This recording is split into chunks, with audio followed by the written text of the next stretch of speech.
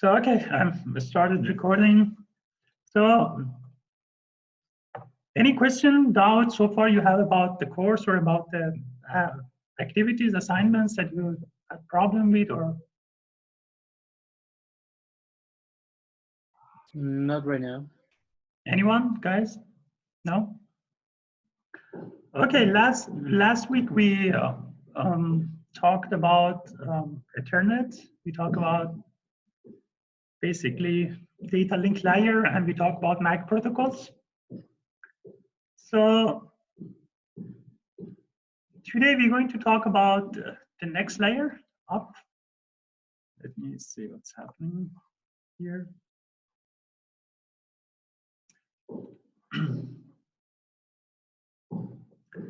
Okay.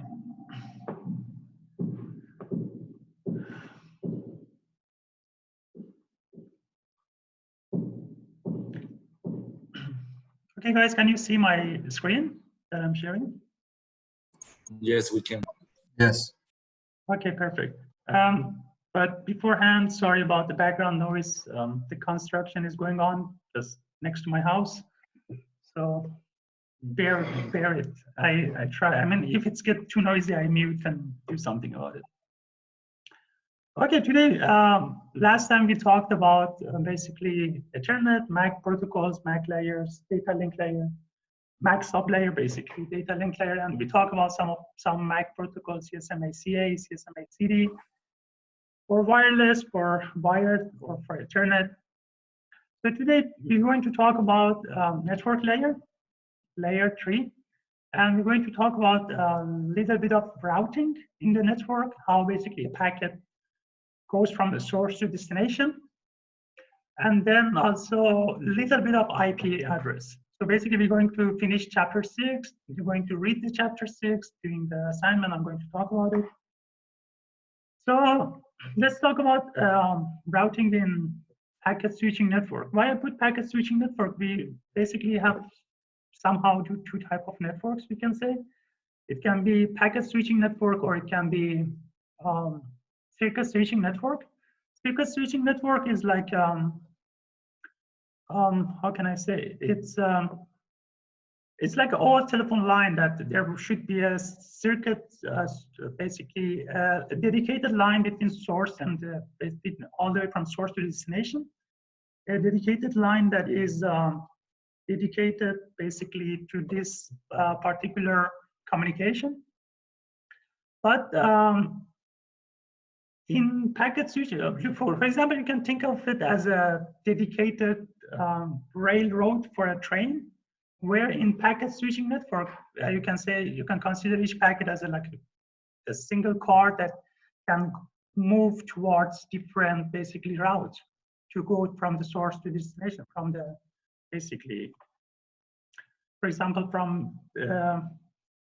destination A to destination B.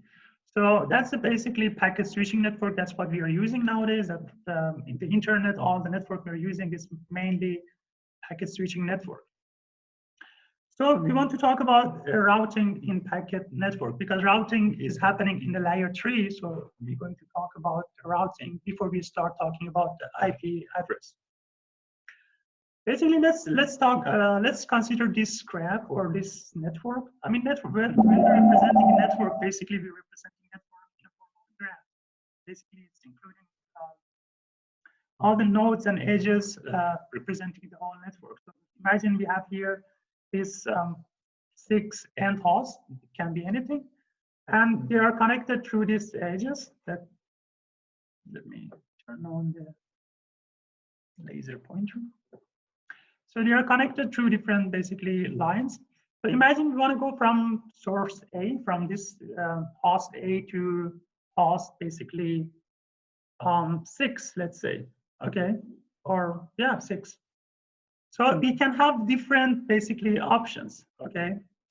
If we say, like, for example, from 1 to 6, we can have 3 options. We can go through basically 1, 3, 6. We can go through 1, 4, 5, 6. We can go through 1, 2, 5, 6. We can go through 1, 2, 4, 3, 6. Right? There are different options for going from 1 to the 6. Imagine there is a communication happening between 1 and 6. Packets going to transfer from 1 to 6. So there are so many different options just right here. We can have, for example, 1, 4, 3, 6, right? Or it can be, I mean, all the options that I'm telling you is like a loop-free option, not like 1, 3, 4, 1, 3, 4, 1, 3, 6. Okay, so we're talking about a loop-free option from 1 to 6. So there are, as you can see, just 6 halts, and there are several options to going from 1 to 6. So what do you think? Which one is the best? Going from a packet, go from 1 to 6. Any idea? I would guess a shorter one, the one that passes through the less nodes. The less nodes, it would be a better one, but true. That can be an option. For example, you may. I mean, we don't have any numbers here, for example, to know the cost of this particular route to go from 1 to 3 or 6. But you may say, okay, I want to just consider the minimum hop number from 1 to 6. This is the lowest hop number. Like just I need to hop 2 times to arrive from 1 to 6. So there is a lot of options. For example, you may consider the minimum delay. Maybe this route has a lower delay than this. Maybe this route is very much occupied, busy route, and the delay is here is shorter. So it can be a lot of options. You can have to consider minimum delay, minimum hop. Maybe this route has a higher bandwidth than this. The cost, reliability, a lot of options can be considered going from a source to destination. So we're going to talk about basically routing algorithms and how they solve this type of issue. Routing algorithm basically is a decision algorithm of finding a path from a source to destination. To deliver a packet based on whatever basically criteria that we are going to have. As I mentioned, minimum delay, maximum bandwidth, reliability. So talking about, as we showed in the previous graph, we have multiple paths going from one source to destination. So there may be many paths from a source to destination. The routing algorithm is to find the best one, right? You always want to go, you want always to choose the best route. You don't want to go through the route, for example, the worst delay. You're always trying to find the best one. Depend on the metric again, what we are considering as the best. And talking about the optimality, basically it's a saying, they say one Smith is another's poison. So a criterion must be set before we talk about optimality. As I mentioned, optimality can be anything. You might consider, okay, I want to pick a route that is fastest, okay, but maybe it's the cost. Is even you consider a route that you're taking in a highway, you might go from a source A to B, from the city A to city B. You may consider going through a highway that you have to pay a toll. Okay, it's the fastest, but it's costlier. Okay, considering all the costs that you may have, the petrol or whatever it might basically cost you. So you can see even for that, you can think of this analogy as a routing. You may have different options. One, if maybe talking in this context, one might be fastest by not the safest. Okay, for example, you can consider that as like a reliability of the route. So we may have a lot of options. So optimality is basically we need to define the criterion that we want. So as an example, I put here like to commute from one may prefer to walk, use bike, use bus, take a taxi. So it's hard basically to really define what is the best one. Okay, which path is the optimal path? Because again, for example, if you're on a tight budget, you might say, okay, now I want a bike.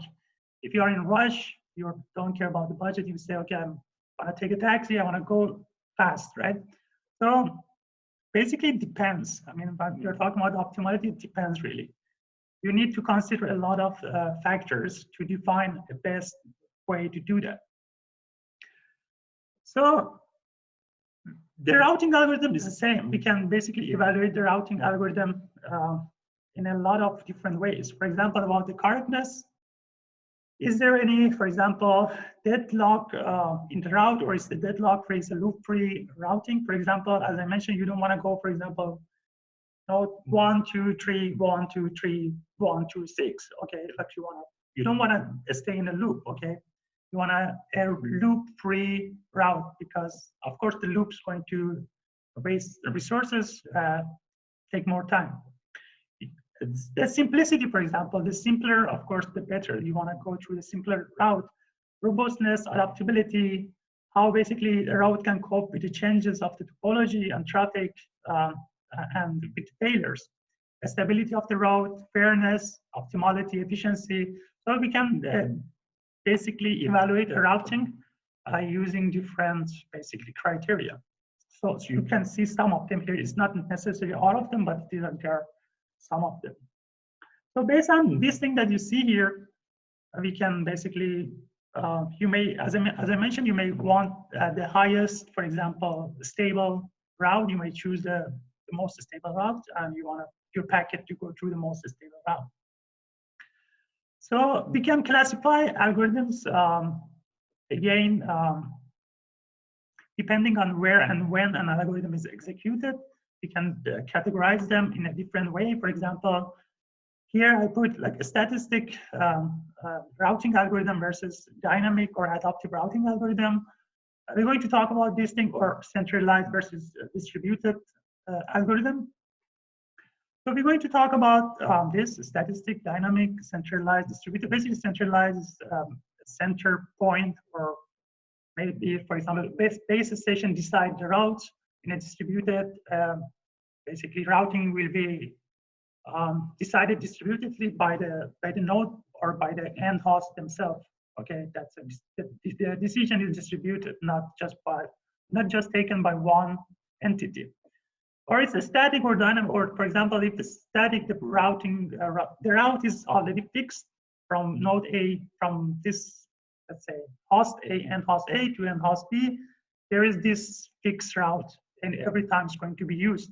Or it's dynamic, that is changed based on the network condition. So we can classify using different, not just this, again, not just this criteria. We can put a lot of criteria and classify an algorithm based on those criteria. So I'm talking about the algorithm. I'm mentioning algorithm a lot of times, like routing algorithm, but sometimes we talk about routing protocol. So I put this slide just to differentiate what is the algorithm, what is the protocol. An algorithm is basically the method to find the path, and a protocol is the implementation of that algorithm. We can put it as simple as that. But the protocol may involve more. May involve like a interface design, how you collect information, how you maintain the route. A lot of other factors can be involved in a protocol, but algorithm is basically the core concept, how you decide to go from point A to point B. But when we're talking here, at this class at least, we're exchanging this to, if you hear I'm telling routing protocol or routing algorithm, basically I mean the same thing. So just don't get confused with that. All good? Any questions so far? All good. No, thanks. Okay. So you can stop me anytime you have a question. So as I mentioned, in the category of to categorize different routing protocol, for example, we mentioned static or dynamic. The static routing is basically the routing paths are pre-computed offline, let's say decided by server based on the topology. For example, the routing is already loaded in the end host. The end host already know which from itself to any other, for example, end host, which route to take. That's basically a static routing. So it's good when basically traffic is predictable, okay, and network is small and simple. That can be, this type of routing can be useful when the network is small. But you can imagine, but just thinking about if you have a giant network, it would be very difficult really to define a proper route from all the nodes to each other, all the basically end hosts to each other. It will be a massive graph with a lot of basically connection that won't be so efficient. And it also reacts slowly to network failure, traffic load, and network topology changes. As I mentioned, it's good for small network with where the traffic is predictable. But on the other hand, dynamic routing, in dynamic routing, each node basically calculates routes dynamically based on received update on the network state information.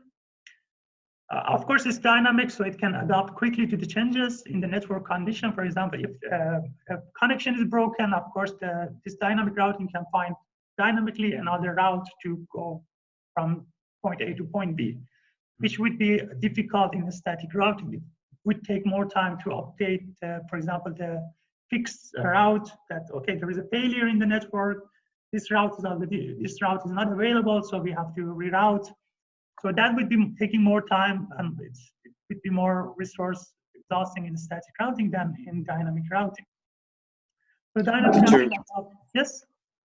And where is the dynamic routing information about like the network stored? Like if some path is actually like in the moment slower than another one, who stores that data?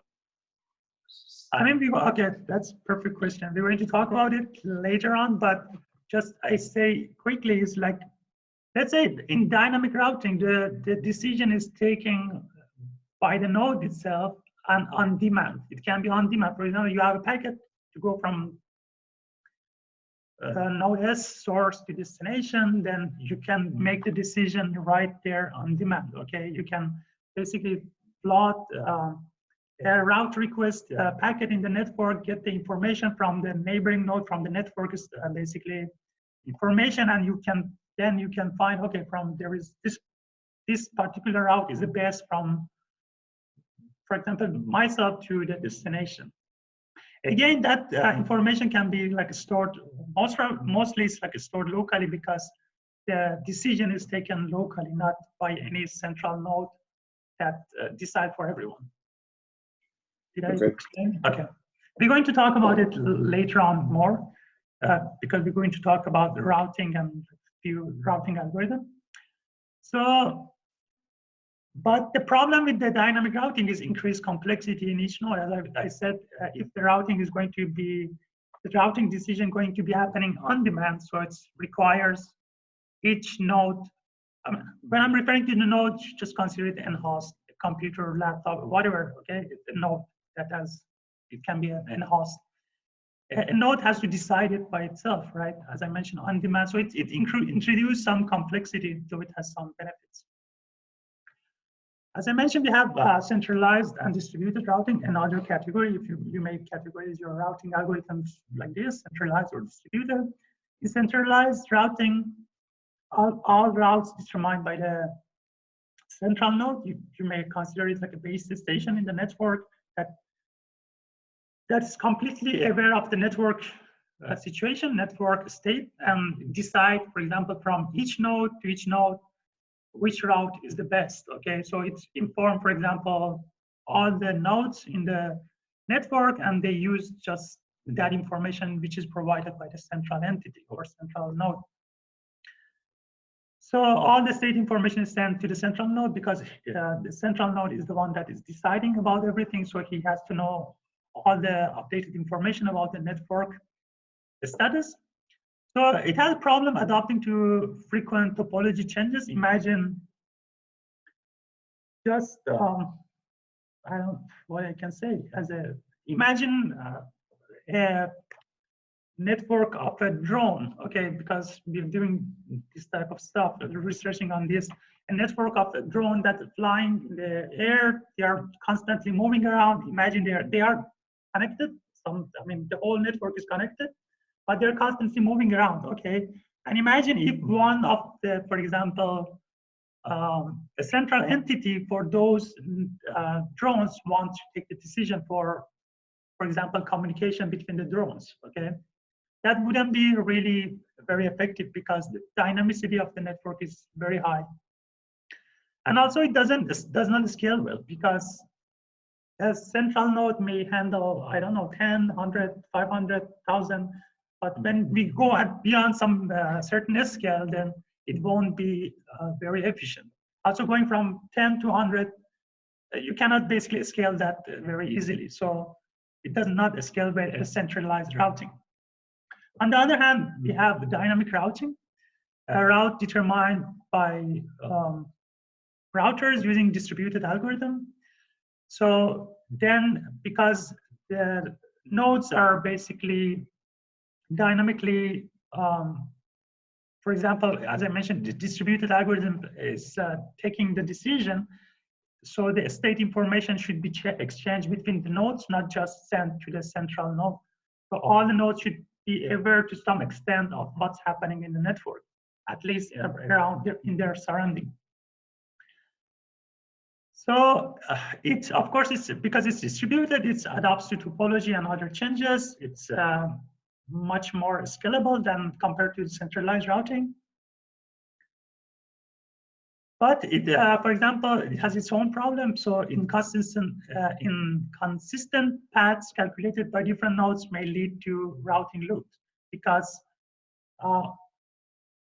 again, not necessarily all the nodes have all the information about the network. So it might, the routing might be not the best decision. So it might introduce some loops in the routing. We're going to see some of those examples when we talk later about algorithms. So we're talking about all this information, for example, about the network state, to know, for example, from node A to node B, what is the possible route. So those basically those information going to be stored in something we call routing table. So we need like information on the state of the links, okay, to construct this type of table. For example, we need to know if the links is up or down, if there is any congestion on a certain part of the network. And also, as we mentioned, we need to distribute the state information to have that routing decision. Also, it's important, for example, what type of information is going to be exchanged between the nodes in order to take that decision. And then we need to compute the routes based on the information that we receive. So we can have different options. For example, we might consider single metric or multiple metrics. Or for example, for you, it's you only care about the reliability, or you also care about reliability and the cost, or reliability and the speed, for example, of the connection, or the bandwidth of the connection. Or for example, in your routing table, you want to have a single route, or you want to have the alternative route too. For example, between each two nodes, you want to have one route from node A to B, or you want to have different options on, for example, for a certain source and destination.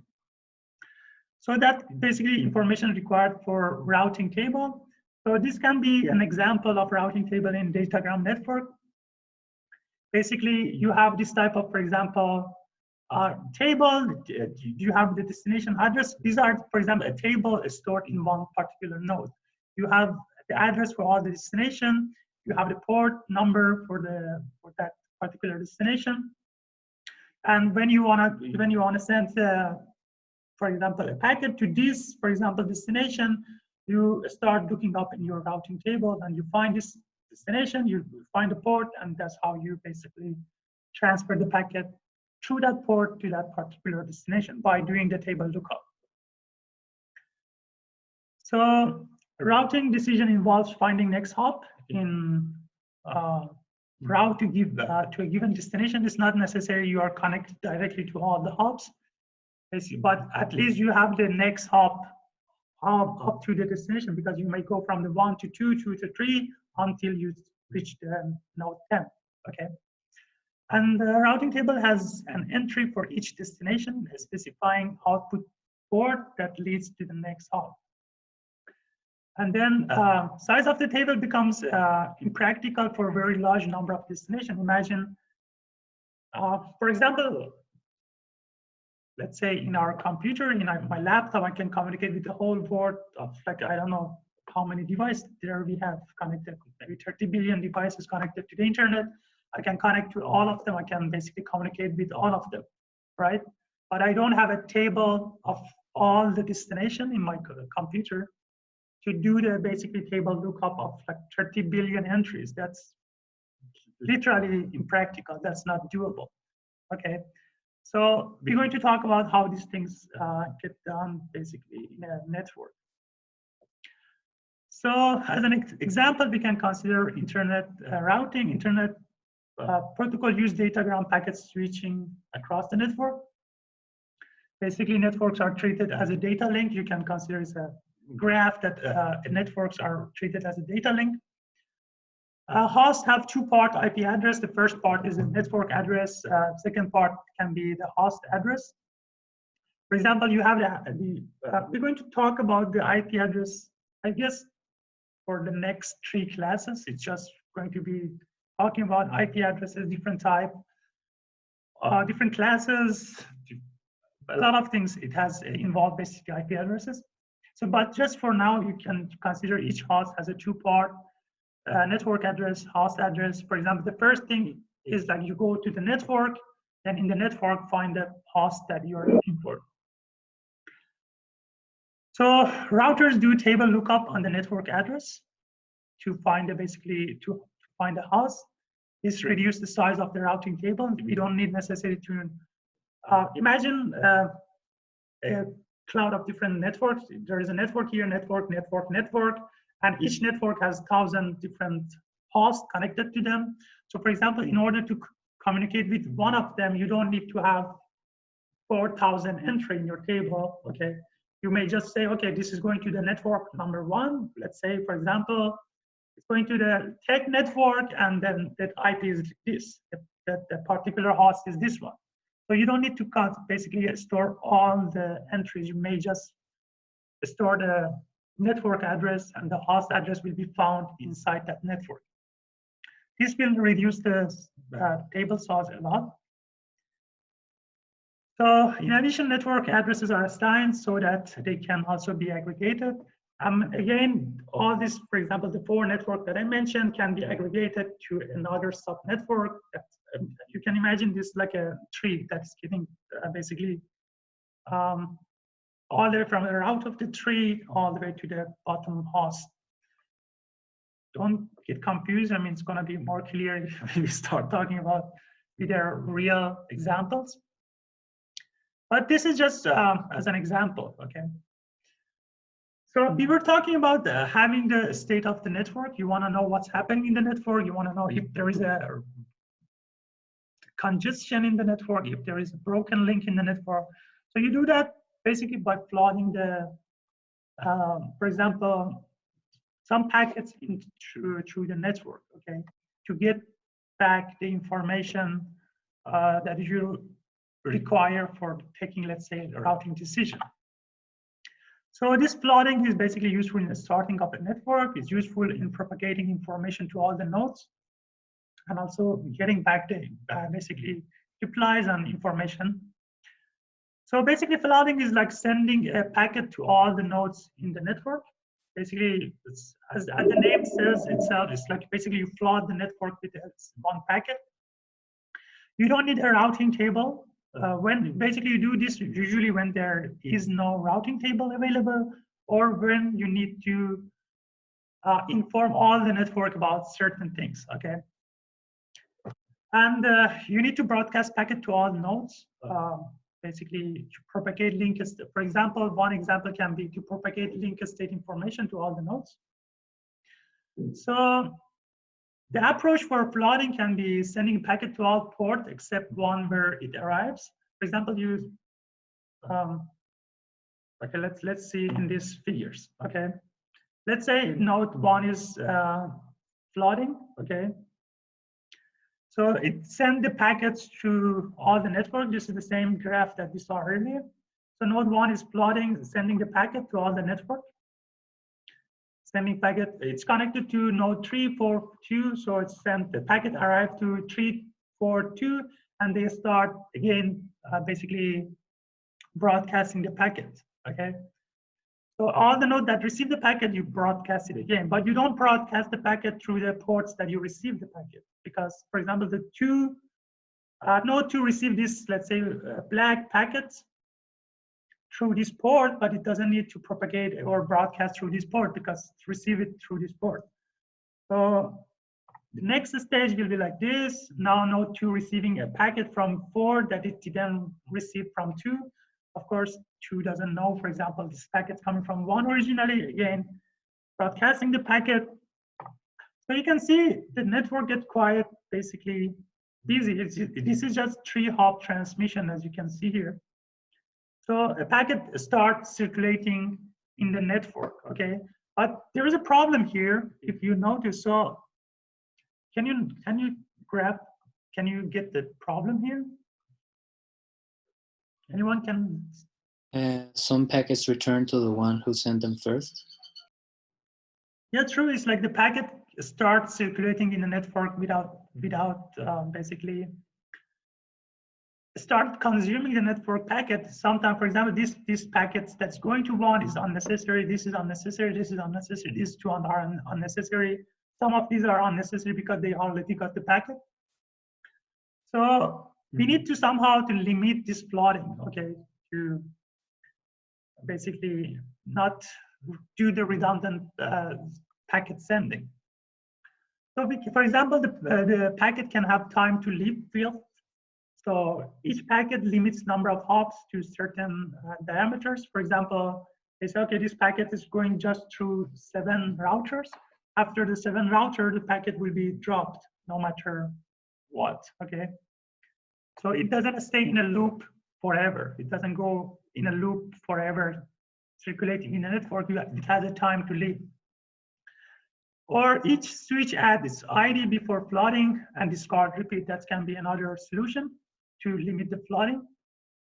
Or for example, source puts sequence number in each packet, switches record source address and sequence number and discard the repeats. So these are basically some options to limit this flooding, make it basically more practical, not wasting network resources. So we are talking about all these things because these are basically necessary to put this foundation before talking about the routing, okay? So this is the way, for example, using the flooding is the way that we get the network state, because we said earlier that to take the decision, no matter, let's say it's a distributed decision, you need to get the network information, because for example, this node 1 to send a packet to 6, there is no direct communication between 1 and 6.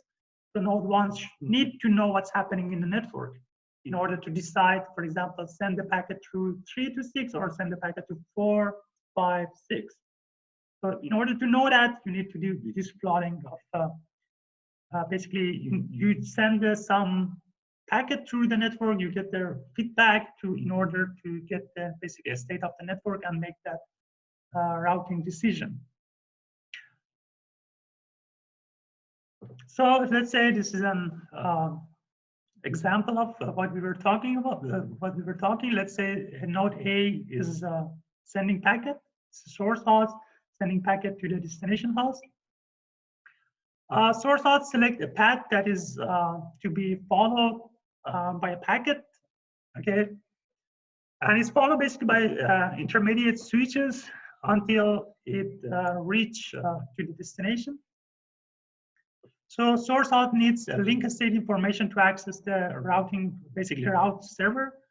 And source route allows the host to control the path that its information travels in the network. For example, you consider this one can be, this is the basically routing that I decide to send my packet, though this is not the only option. The packet could go from here to 2, 5, 6, B, okay.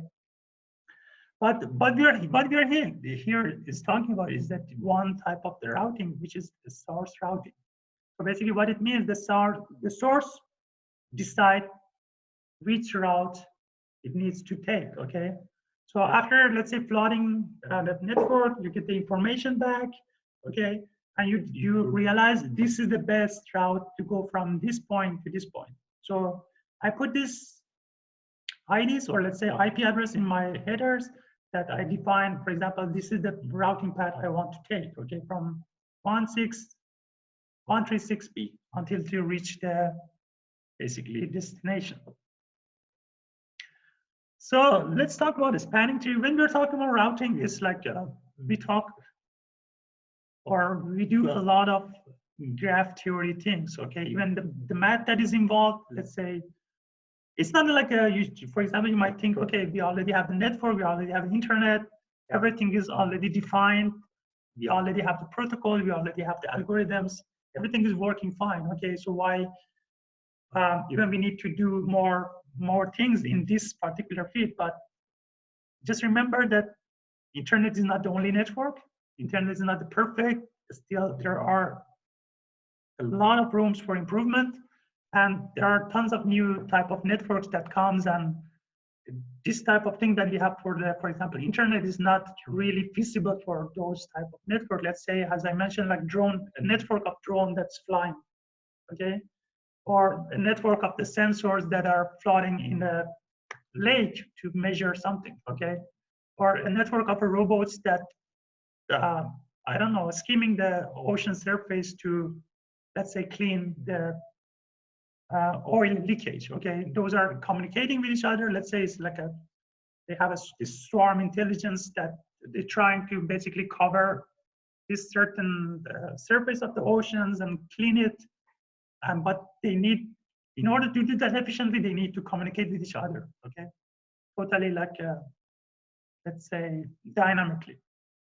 So we talk about a spanning tree, we talk about graph theory when we're talking about routing. So a spanning tree is basically a spanning part. It means it reaches all the leaves. As I mentioned, we are talking about graph theory. So this is, imagine this is let's say a tree. These are the leaves. Okay, so the spanning tree should reach all the leaves. And it's a tree, so it means it's a loop free. Okay, there is no loop. I mean, this is the network. Okay, we have the loop here. But when we are going to decide the spanning tree for this particular graph, we want it loop free. There shouldn't be any loop. So we use this to basically to do our routing decision. To do the routing, we use spanning tree. For example, considering this, you can have again different type of choices to form your spanning tree for this particular network. To know, for example, what are the best routes from A to X, from B to X, from A to B, or from A to D, or from all to all, let's say. So you have a lot of different options to decide minimum distance, hop count, delay, least loaded path, as I mentioned, for example, lowest cost path, so most secure path. A lot of options can be playing a role in forming our spanning tree for their routing. So let's say this is the spanning tree. You can see the cost of this particular route from going from R1 to R2. This is router 1, router 2, that connecting this basically end host. This is the cost. We're putting just one number, no matter what is it. It can be the throughput. So let's say the lower is the better. Okay, let's say the lower cost is the better. This cost function can be defined in a way that you want. Okay, the cost function can be the most reliable route, the least basically congested, so anything. So these are, imagine these are the cost of this route, that the number that is defined. So if you consider that, then may define your route like a minimum cost spanning tree would be look like this. You can say it's not a complicated thing. For example, you know, from going from R1, router 1 to router 2, this is the best one. This is not a good idea going from here to here, because the cost is here very much lower, right? You can see, so so we formed our spanning tree. So you have a route from all the end host to another one, from A to B, from A to C, from A to C, from A to X, from X to B. I mean, there are routes from all of them. It's loop free, as I mentioned, it's a tree, okay? When we're talking about the graphs and tree, so basically we don't have a loop in it. So this is, let's say, a spanning tree. There's no problem here. It's small, it's easy to decide, but what about this? Okay, this is coming from this of the project that basically trying to visualize what's happening in our internet, okay? So imagine this type of network, billions of basically leaves in the network forming a spanning tree. It isn't that easy that you may think, okay, just consider whatever is the cost function and make the tree, and that's the problem is solved. So isn't that straightforward, okay, when we are talking about a real big size network. So let's talk about some, as we mentioned, there are many possible paths connect any given source to any given destination. So routing involves the selection of the paths that we want to basically do the routing. So let's talk about some of the options. For example, one of them can be as a shortest path routing. You want to go through the route that is the shortest one. So routing metrics, again, is a means for measuring desirability of a path, okay?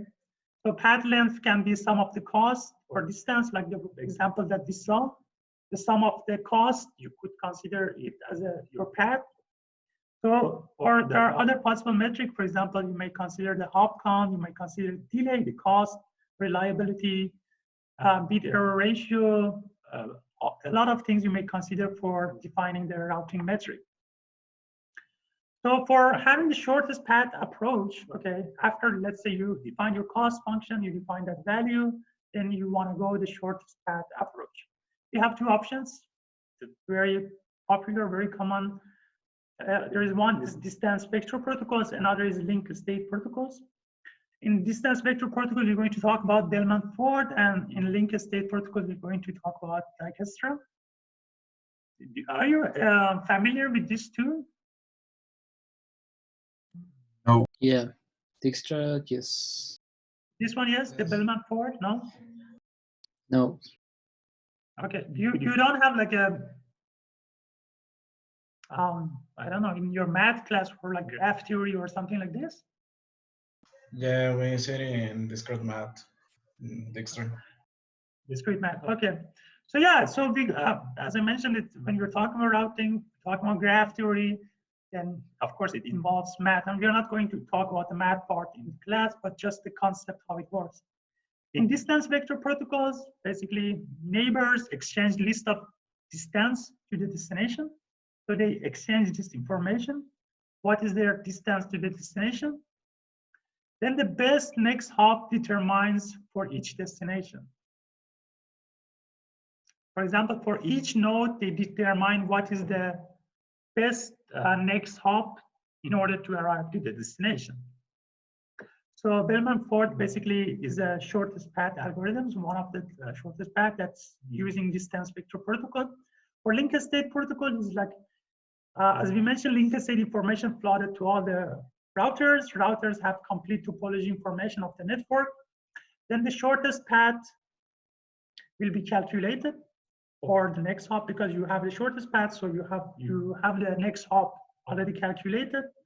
And Dijkstra using this algorithm, let's basically talk about them very briefly without going into the complicated things. So the basic idea behind the Bellman-Ford algorithm is if you could find a shorter path through your neighbor, use it. That's the whole concept of Bellman-Ford. So it says if each neighbor of node A knows the shortest path to node Z, then node A can determine this, blah, blah, blah. I'm not going to talk about this, even you don't need to know the notation. Okay, the notation is like the one that the number that I'm putting in the next slide in the parentheses is N is the basically next node label, the first one, and the second one is the current path cost from V to the destination. So let's talk about it with an example that make it much clearer. Anyway, later you can go through the slide if you want to read that part. Let's say, okay, this is our graph. It's again the same graph. This is the cost that we already calculated. No matter what is your basically assumption, what is your criteria, we already calculated these are the costs, okay? and we want to use the shortest path. As I mentioned again, these are the small, basically network. Just by looking at it, you may say, okay, this is the best path from 1 to 6. This is the best one. This is from, I don't know, from 4 to 6. This is the best one. So because it's small, so you may just look at it and know what's happening. So let's say like how it works. Okay, we have this, for example. Don't get confused with this, or you may just ignore this part. Just look at here. We have this, these are the iteration of calculating basically the routing for the network in the network. The destination is node 6, okay? This is, remember, we are calculating basically the next hop for all the nodes in order to arrive to the 6. So for the node 3, okay, for the node 3, the next hop is the 6, is already the destination, and the cost is 1. For the node 5, as you can see here, for the node 5, the next hop is the 6 or the destination itself, and the cost is 2. This is the 2. For the next iteration, then you already have this. These are the basically one possible route. For the next iteration, now you have this one. Okay, for the node A, you have this. You have this cost from, basically, this is the cost to go to node 3, okay? So node 3 is your next hop, okay? And the cost is 6 because you already had 1 here. So node 3 is your next hop. So you're looking at node 3 here, and you see this is the cost already. The cost here is 1 to go to the 6. So, and you know the cost between you and node 3, which is 2, so you add them up and you get the 3. So from node 1 to node 6, the cost is 3. And so on and so forth for other nodes. As you can see, that's how they calculate it basically. So basically you're calculating the best possible basically route from you to your just immediate neighbor. So I know, for example, in this, let's say in this example so far, let's go to the last iteration. So this is the basically last iteration, okay? You have all the possible options now here. So now what it says to you, this one, okay, this is imagine, remember, this is just a table to go to the destination number 6, okay? So imagine this is the table going to be saved in all these nodes, how they can arrive to the node 6. Another table, let's say for 3, another table for 4, or just another append in this table.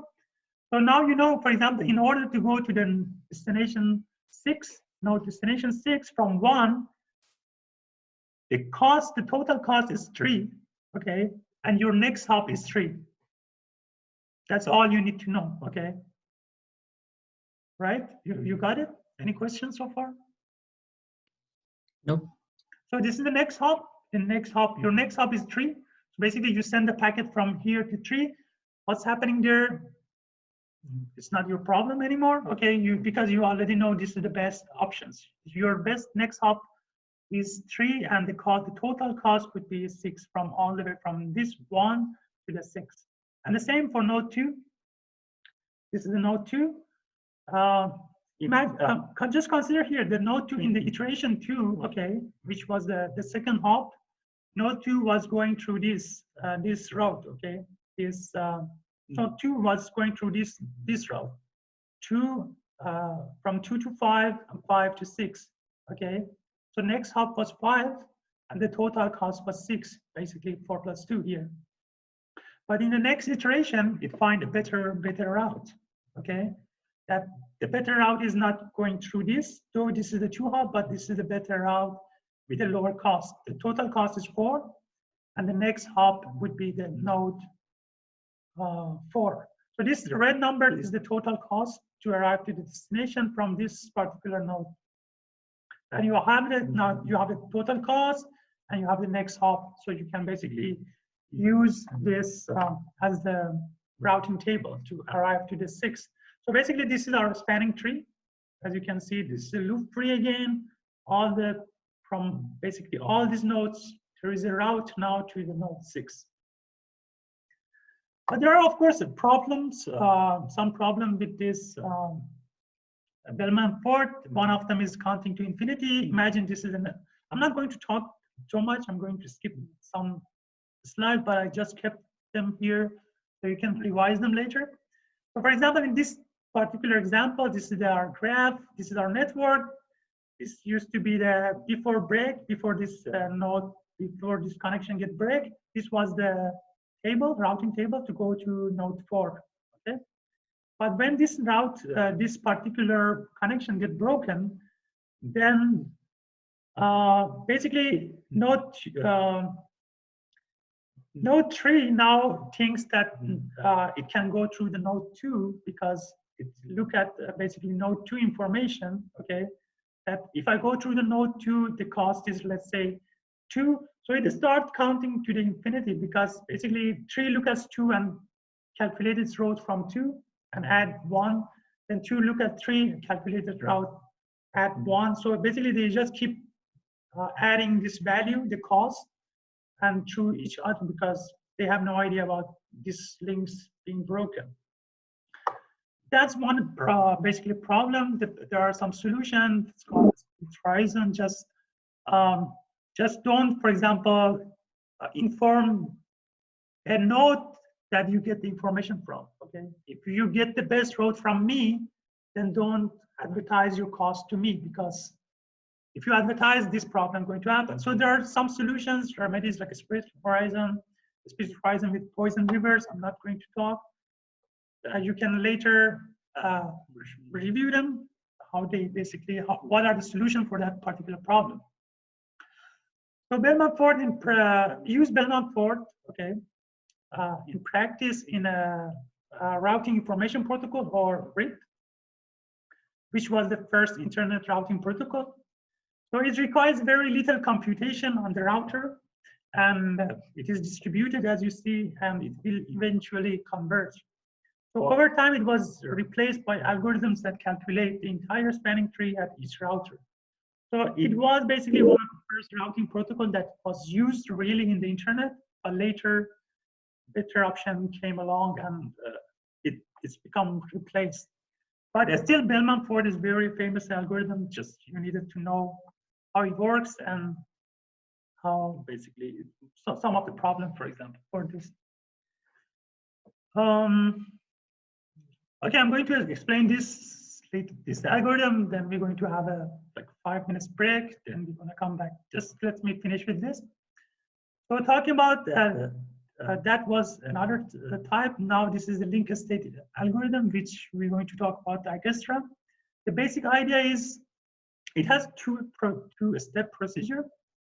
The first is each source node gets a map of all nodes and link metrics, as we mentioned, through the plotting the network and getting the information. So it finds the shortest path on the map from the source node to all destination nodes. So this is you can see this is calculating basically the shortest distance in a different way. Again, let's skip this. Doesn't matter this detail because you can see that in a graph example much clearer. So the basic idea is assume the link costs are non-negative. Find the shortest path in order of increasing path length. Again, let's skip the description. Let's just describe it here. Imagine this is the same network. These are the costs that we have here. These are the nodes. So now we want to calculate basically the cost using Dijkstra algorithm for this. Now we start from basically the source node. So you can see the first iteration we have. This is we are calculating all the routes from one to any other nodes. Okay, so I'm calculating from route 1 to destination 2, destination 3, 4, 5, and 6. I'm calculating the cost. So this is basically iteration 1. You can say this is the first hop. Okay, you get the shortest one here. This is 2. The cost is 2 here. The cost is 5 to go to the 4. The cost is 3 to go to the 2. You have this. And in the next iteration, you go basically, you consider now the second hop. The cost, for example, now we have this, the cost to go to 6 is 3 because you had this 2, now you have this 1. So now these 2 are basically confirmed, how to say, confirmed routes. Okay, you already confirmed these 2. So in the next iteration, these are, you can see these are basically are getting fixed. So basically the algorithms developed like this in order until it calculates all the basically the shortest distance, okay, from 1 to all the possible to all the other nodes. So basically this is the final one. As you can see, from 1 to 2 would be this one, 1 to 3 would be this one. The best option from 1 to 4 would be this one, which is at the lowest cost. So this is the, for example, the same thing. The first step like this, second step, third, fourth, fifth, and the sixth step. Now you have the whole, basically, your spanning tree. Your spanning tree again now from 1 to any other destination. You know how to route the packets. So we talk about the failure reaction of Bellman-Ford. The reaction of the reaction to failure in Dijkstra is different. Basically, if a link fails, router set a link distance to infinity and flood the network with an update packets. So it recovers very quickly. Its reaction to failure is much faster than Bellman-Ford. But the problem with this is there are some old update packets that might start circulating in the network. But again, the solution for that can be putting the sequence number for the packet. And after some sequence number, you can just drop the packet. And it happens, you can just drop the packet if it meets, if the packet is older than that sequence number. So we talk about the link state, okay, link state algorithms, which is Bellman-Ford as an example, distance vector protocol as an like a Dijkstra. So link state are better, like they are better. Sorry, link state was Dijkstra, distance vector protocol was Bellman-Ford. So link state are better because they are fast. Of course, they are loopless and they converge very fast, and they support for precise metrics. You can have different metrics, for example. You may have just multiple metrics, not just one metrics. And they also support for multiple paths to a destination. So Dijkstra in practice is basically used in this OSPF or open shortest path first, which is very widely used routing protocol even nowadays, okay? So let's have a short break. Let me pause the recording.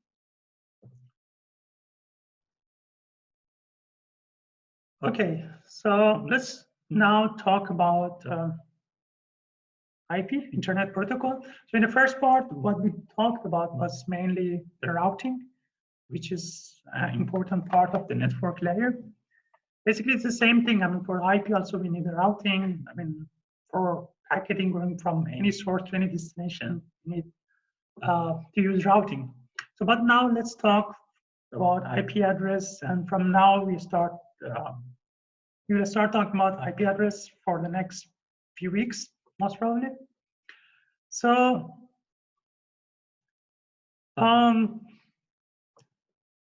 let's say, okay, you remember this is the 4-layer of internet modem.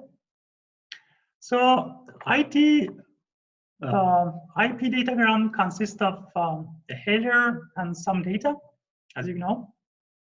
So when we already talked about it, when the transport layer has data to send, it hands a transport layer segment or transport segments to the network layer, below. So the network layer must put the transport segment inside the new IP datagram. Then, as we talked so far from the very first day, if I'm not mistaken, that IP, from the time that you start talking about the OSI and like the network layer, 4-layer. We talked that IP's job is to deliver the datagram to the other end. But first, the IP datagram has to make it over the first link to the first router. So IP sends the datagram to the link layer. You remember the packet, that's the packet flow, as you remember, going all the way from application to the link layer. So IP sends the datagram to the link layer, and basically link layer puts it inside a link frame, such as an Ethernet packet, and ship it to the basically to the first router. So that's basically the process of this. So the IP service can be characterized by 4 properties that we put here in this table. At least here you can see it sends basically datagram from end host to another end host. It is unreliable, but makes the best effort to deliver the datagram. We already talked about its unreliability, and it's making the best effort. And the network maintains no basically per flow state association with the datagram. So that's why the packet might be missed. The packet might be dropped. It might arrive out of the sequence. So let's take a look at each of these and talk a little bit more about them. So first, IP is a datagram service. When we ask IP to send some data for us, it creates a datagram and puts our data inside. The datagram is a packet that is basically routed individually through the network based on the information in its header. And the information in the header is basically a source IP address, destination IP address, and some other information that we're going to look at it more closely later. So we can say basically it is basically a datagram is a self-contained because it has all the information. It has the data, it has the header that's basically defining the source, destination, and it has some other information. The header contains the IP address, as we mentioned. As you can see here, for example, we put source address, IP destination address. So basically, the datagram header also contains the data itself. These are basically the header part, source address, destination address, and then the data part of it. So let's say that's how basically as we mentioned, it delivers the packet through the next hop. So it arrives to this route, to this router, to this router, to this router, and to the basically final destination. So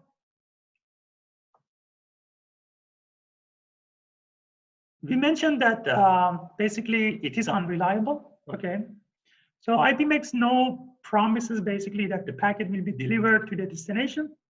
As we mentioned, that is basically transport layer things. So they could be basically the packets could be delivered late, out of order, or it might be dropped at like not delivered at all. The packet might be dropped for so many different reasons. For example, one reason can be misbehaving router. The router is just misbehaving, so it's dropping the packets. Another reason might be the router is so occupied. There are a lot of basically packets in the queue that the router cannot handle the new packets. That's why the new packets, the upcoming packets that are arriving, it might be just dropping because the router cannot process it anymore. So there are, for example, a broken link in the network, that a bad routing protocol, for example, a lot of reasons can be causing the packet drop. So it's a best effort, but we are talking about the packet drop, packet loss, but it basically IP layer, IP protocol, let's say, it won't just drop the datagram or the packet just because it feels like it, okay? It doesn't have the feeling. So IP basically doesn't make the promise to only drop the datagram if it's necessary. As we mentioned, for example, the router is occupied, the routing is broken, for a lot of reasons, or maybe the packet arrived to the wrong destination, so it can be dropped. So when it comes down to IP, basically, it is extremely simple. Okay, we've already talked about it. It provides basically minimal services. It maintains no state at all related to the communication. So that's why we say it's connectionless. But because it doesn't sort, it doesn't how to say, it doesn't establish some end state association with the communication. So, for example, let's put it in an example. When we make a Skype call lasting several minutes and let's say consisting of many IP datagrams, of course, it's flow of the internet, that's the flow of the packet that's flowing through the basically our system. The IP layer maintains no knowledge of the call, of course, okay, and simply routes each datagram individually and independently to the other one, okay? So the datagrams coming independently, nothing has no relation with the other datagram. So that's why basically it doesn't have any, it's like a connectionless, or say it's stateless. So, okay. So why is the IP service so simple? Okay, you might be wondering like why the IP service is so simple. Because after all, basically it's foundation of the internet, right? Every communication over the internet must use or basically using the IP services. So considering how important is the internet, and the IP is the foundation of the internet, okay, you may wonder why we don't make it reliable. We don't make it reliable. Why it should be so simple? Why it should be connectionless, okay? So after all, anyway, no matter what is the application that we are using, most of the application, not all, let's say not all of the application, but most of the application at least, they want a reliable, basically communication, data transmission. So there are basically several reasons for this. The first reason can be like it was believed that if the network is kept simple with the least amount of features, okay, and the requirement, then packet could be delivered very quickly because of the simplicity, okay, because of it would be very light. So that basically the idea was that a simple network could be made run fast, okay, using a dedicated hardware. And given that network is implemented by a large number of routers scattered basically throughout the network, if they could be kept simple, then they're most likely to be more reliable because of the simplicity and because of the scale of the network. So another reason can be, for example, we can basically implement the features that we want, for example, talking about the reliability in the end host, not necessarily in the IP protocol. So in the design of communication system, for example, there is this well-known principle called end-to-end principle that it says basically that you can correctly implement features that feature at the end, basically end host, features at the end host, okay? So the idea is basically to put the intelligence at the end host, not complicating the IP layer itself, IP protocol, just to keep the IP simple, but put all the other requirements in the end host. What is basically is happening at the moment that the internet IP is simple. Other, for example, the reliability is handling by the application or by the end host, by the transport protocols, which is basically on the end host, not in the, for example, not in your router, okay? That doesn't happen in your router, but in your end host. So Another thing is, for example, if IP was reliable, okay. So if, for example, if we would make it like that, it would transmit all the packets that is missing, then it would not be ideal for some services, as we already discussed. Like, for example, for live streaming, it wouldn't be useful, okay? Because I don't want a packet to arrive to my live streaming video after 1 second, okay? That's pointless. So it would even make it even harder to have some applications. Some of the applications wouldn't be that easy to have. So it's better to keep it simple, let's say unreliable, put another functionality on the transport layer, for example, like a TCP, to provide us that functionality, not in the IP. So also IP makes very little expectations of the link layer. Okay, so it can work with any link layer because it doesn't have any basically expectation of the link layer below it. You remember we're talking about the network layer, link layer, okay, the bottom part. So some people say even IP is so simple, okay, that it doesn't have any pre-assumption about the network layer, that you can basically implement IP over like Pigeon as a carrier. Can you believe it? Do you think that's a real thing, or I just made it up? I mean, we are talking about the link layer. Okay, link layer, you remember? We said the responsibility is to transfer basically the information, right? It's that the link layer is that the wire that we have, the wireless communication that we have, fiber optic. We were mentioning it can be pigeons. Okay, you can transfer your messages with the pigeon, right? So our link layer would be the pigeons flying from source to destination. So you can have even the IP over pigeons, okay? And that's a real thing, so I didn't just made it up. The name is basically IP over avian carriers, or IPOAC. You can look it up. That's how simple is IP address, okay? You can even use pigeon as your link layer. So basically it makes IP run over any link layer. So it makes sense because the internet was created specifically to interconnect the existing network, okay? So that's the whole idea of the the name, or internet. That's why we call it internet, because it's the interconnectivity of different networks.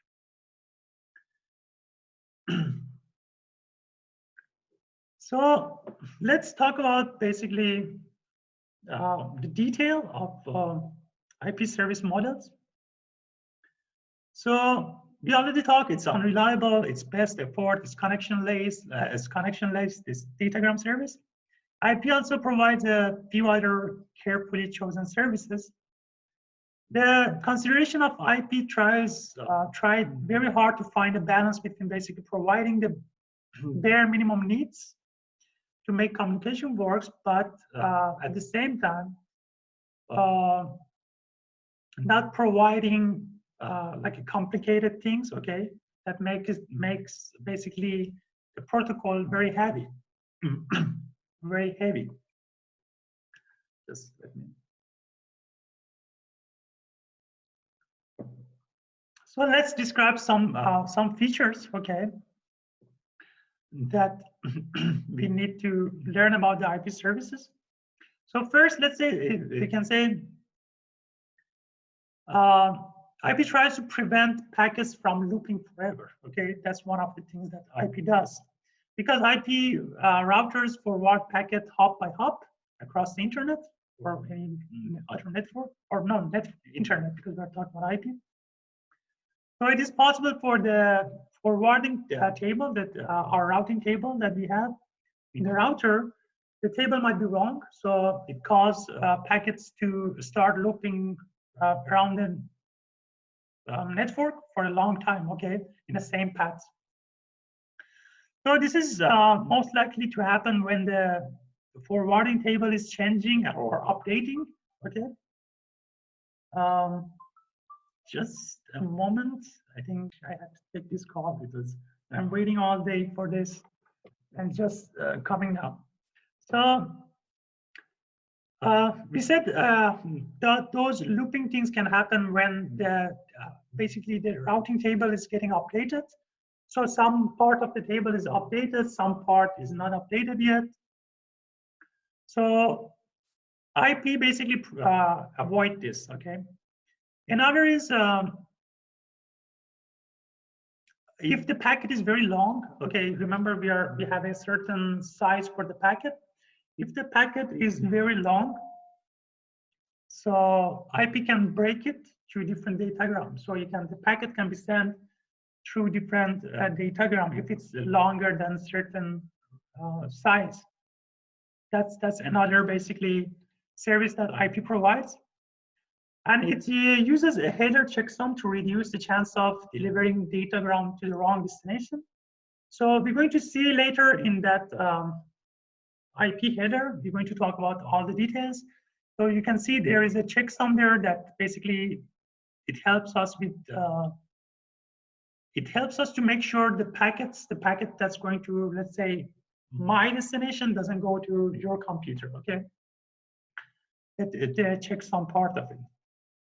So of course it allows a new version. We had IPv4, and now we have recently IPv6 because we're going to talk about it because we were running out of the available address to allocate to new devices, because there is this boom into the devices that are connecting to the internet by having Internet of Things or smart devices, all those things that came into the existence, and the IP version 4 was not enough to locate enough address to each individual devices. So we need to move toward IP version 6.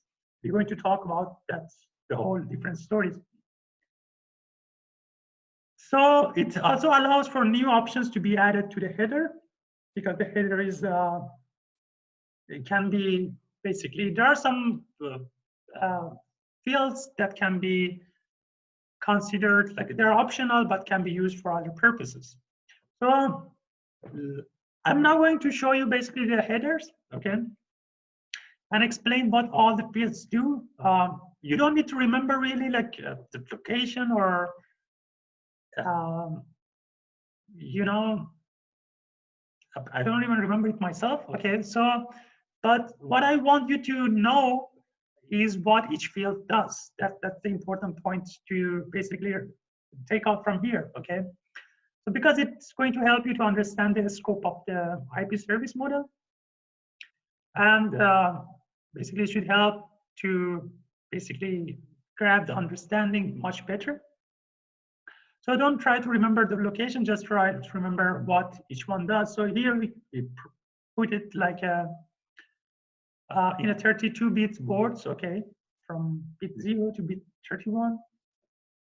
So the shaded part, the gray part, is basically the portion of the header that is followed by the data. So these are the header. We're going to talk about each. So these are the most important parts that we're going to talk about the header. First is destination IP address. It's self-explanatory. It's about, it has the destination IP address of the packet. Of course, the source IP address, it's a source of the packet that's coming. Then we have the protocol ID that basically tell us what is inside the data field. Essentially, it allows the destination end host to demultiplex arriving packet, sending them basically to correct code to process the packet. For example, if this protocol ID has the value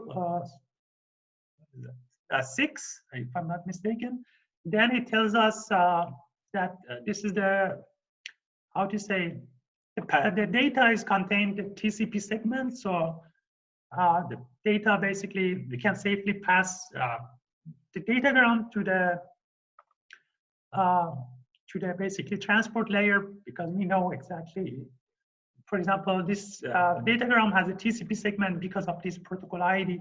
So the information can be basically demultiplexed much easier. Another one is the version. Basically, it tells us it's IPv4. We're using IPv4 version 4 or IPv version 6. Another one is the total packet length. That can be basically up to 64 kilobytes, including the header and all the data itself, all the data included. Then another one is time to leave, which basically helps us, as we mentioned earlier, it helps us to prevent packet accidentally looping in the network forever, okay? So you have this time to leave, so every router is required to decrement this number, okay? So after it reaches 0, so they drop the packet, they don't just circulate the packet in the network. So, so we talk about the packets can be too long, okay, to be sent in one datagram.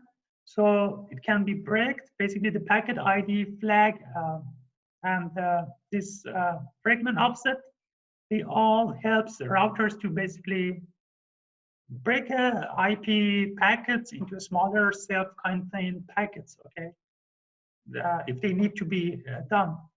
So this these things going to help us later to, let's say, assemble them.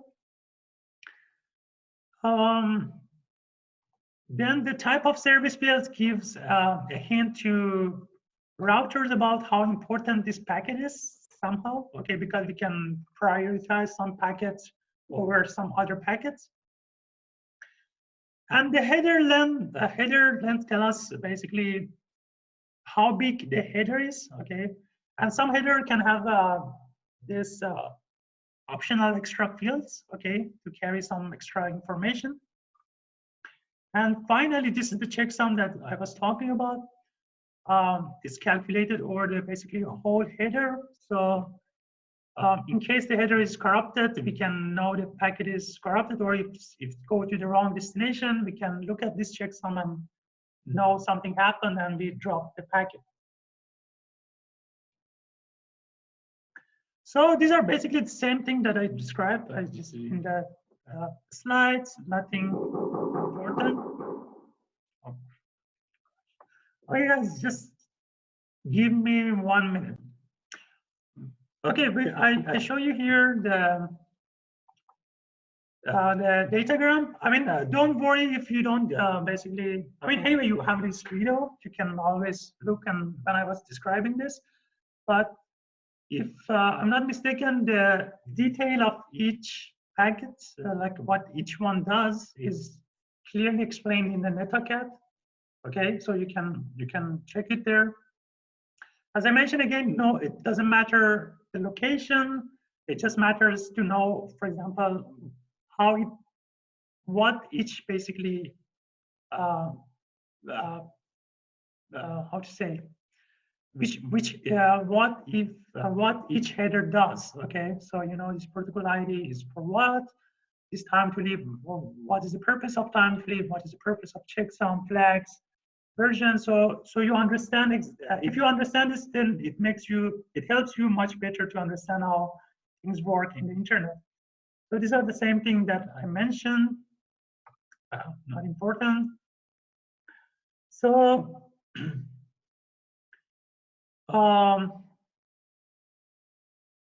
So this is basically the IP basically allows two computers, let's say, to exchange messages across the network. Let me. Okay, what I want to say here. Okay, basically the goal of Internet Protocol was to, or IP was to take many different networks. That the whole idea of Internet is, as we mentioned, is the interconnection of the network. Is the whole goal of the IP was basically to take this different network and somehow, let's say, stitch them together. For this to work, the protocol needed a way to refer to a computer that was independent of the network and the manufacturer necessarily. So that's why we needed a unique address for each computer in the network, okay, in order to achieve this particular goal. As I mentioned again, we used to use IP version 4 addresses. Even the header of the IP version 4 is a bit more complicated than IP version 6. In the IP version 6, it's kept more simplified. If I remember correctly, you can see that in the NetACAD. It's much simpler than IP version 4 header. But anyway, we had to move towards a new version of IP because IP version 4 was just able to cover 4 billion something devices to give a unique address, but we needed much more address space. That's why we moved to IP version 6. We're going to talk about that, the whole class, and we're going to talk a lot about that. So talking about IP version 4, basically it identifies any particular device on the internet. It doesn't matter if it's 4 or 6, they do the same thing. And as we mentioned, it's a layer 3 address, it's a network address. So it's 32 bits long. When we're talking about IP version 4, it's 32 bits long, or you can consider it 4 octets. That is like ABCD, or these are some example. I mean, I'm not spending time here, you know already. So with, how to say, with IP address comes this net mask, okay? That net mask tells the device with which IP address are basically local in the same network and which IP address are not in the same network, and then you have to go to the router and look for basically that particular IP address somewhere else in the network. So I'm going to stop up to here, okay, talking about the IP layers. In the next class, we're going to talk just about the IP, about the net mask, about the different classes of the IP address. Then another class, we're going to talk about IP version 6, subnetting, which is a little bit complicated to grab and understand it completely. So yeah, that's all for today. I'm stopping recording.